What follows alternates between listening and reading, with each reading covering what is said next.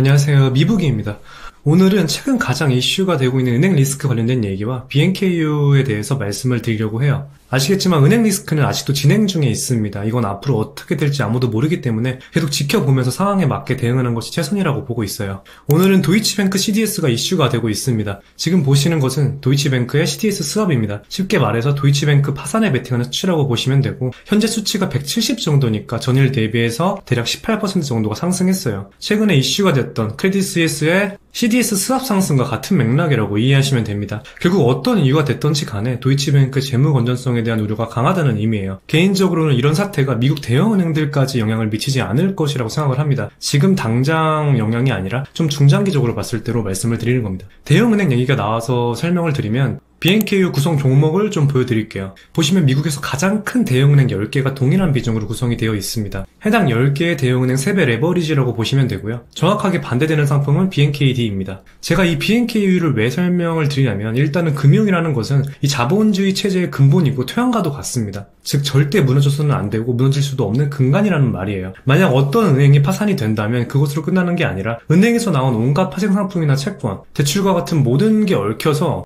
연쇄 파산을 불러일으키게 돼요. 그래서 이번 크레딧 스위스 사태만 보더라도 계속 CDS가 올라가며 파산에 대한 우려가 컸지만 결국 스위스 정부가 개입해서 해결이 됐어요. 대형은행의 파산은 그 나라의 시스템을 흔들어 놓을 정도의 위기이기 때문에 어떻게든 정부가 개입해서 망하게 두지 않습니다. 이번 FMC 때 파월 의장은 은행 시스템을 안전하고 건전하게 유지하는 데 필요한 모든 자금과 도구를 사용할 준비가 되어 있다고 했는데, 이게 좋은 예시가 될 것 같습니다. 저는 이번 도이치뱅크 사태도 더 심각해지면 독일 정부가 개입할 거라고 생각을 해요. 경영진의 방만한 운영을 왜 국가의 세금으로 살려놓냐라는 말도 많은 것이 사실이지만 결국 팩트는 망하게 내버려두지 않을 것이라는 부분입니다. 그리고 실제로 BNKU를 구성하고 있는 대형 은행들의 CDS는 제가 매일매일 팔로우하고 있는데 그렇게 높지는 않습니다. 최근 은행 섹터의 과도한 하락은 이러한 공포와 심리적인 부분이 대부분이라고 보고 결국 제 가치를 찾아 회복하리라고 생각을 하고 있습니다. 이제 차트 보면서 대응 기준 설명드릴게요.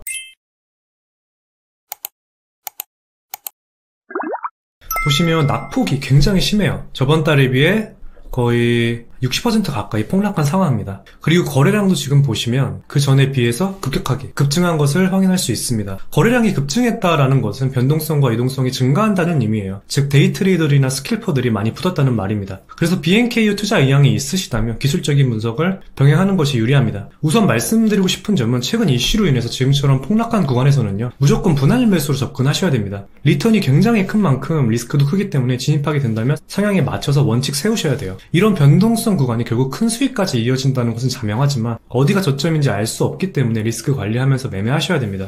보시면 지금 이런 하락 채널을 만들고 있는데 좀 확대해서 보여드릴게요. 현재 도이치뱅크 이슈로 프리장에서 한 $14 정도 수준입니다. 지금 채널 하단 부분이기 때문에 저는 BNKU 비중 확대를 진행했고요. 단기적으로 채널 상단이 한 $16 초반인 점을 고려했을 때 채널 하단부터 한 20% 정도로 좋은 손익비를 보여주는 자리라고 생각을 해요. 반등이 나온다면 채널 상단에서 돌파 여부 확인하고 비중 확대나 축소와 같은 추가 대응할 생각입니다. 그리고 도이치뱅크 이슈 말고 지금 은행 섹터에 대한 시장 참여자들의 신뢰가 낮은 것도 하락의 이유라고 봐요. 옐런 장관이 청문회에서 은행 예금자들의 보호 정책에 대한 발언을 단 하루 만에 뒤집어서 투자자들의 신뢰를 더 잃고 있는 부분도 있다고 생각합니다. 민주당의 정치적 리스크를 감내하지 않기 위해서 모든 예금자를 보호할 수 없다고 했다가 시장의 패닉이 커지니까 하루 만에 말을 바꿨다고 봅니다. 이 부분은 신뢰에 대한 부분이라서 저 역시도 문제가 있다고 생각을 하고, 이게 심리적인 요인으로 주가에 좀 반영이 되어 있다고 생각을 해요. 결국 패닉이 끝나면 은행주는 무섭게 상승할 것으로 보고 있습니다. 여기까지 BNKU 말씀을 드렸는데, 만약 진입 의사가 있으시다면 투자하기에 리스크가 굉장히 크다는 점 명심하시고 본인 성향에 맞춰서 진행해 주시면 될 것 같아요.